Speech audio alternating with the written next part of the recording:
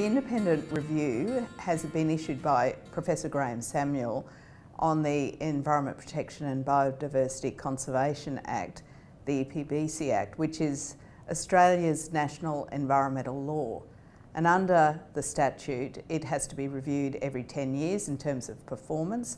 This is the second review. Professor Samuel has issued the interim report on that review and made a series of recommendations. That report is available for public consultation and comment before the 17th of August, and a final report needs to issue to the Minister by the 31st of October this year.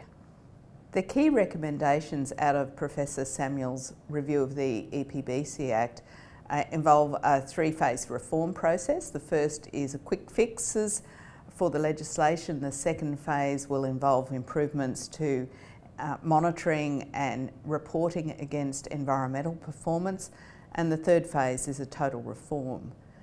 The recommendations that Professor Samuel has included involve a development of national environmental standards, and these national environmental standards will then enable for single approval process such that Commonwealth decisions can be devolved to state and territories.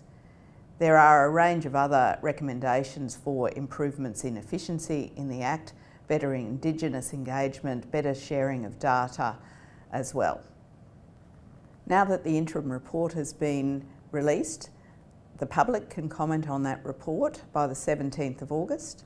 The final report is due on the 31st of October this year. The Minister for the Environment has already indicated an intention to introduce legislation into the House in August this year to allow for the interim introduction of environmental standards, national environmental standards, which will allow for devolution of decision making to the states and territories so that there will be single approval process for projects rather than a dual approval process that currently exists. And also there will be some provisions protecting greater protection of Indigenous cultural heritage. For proponents and also for inbound investors, there's not much to be done in the short term. The legislation will still have to go through the parliamentary process, and in the short to medium term there will be some consideration and consultation on national environmental standards and what they should contain.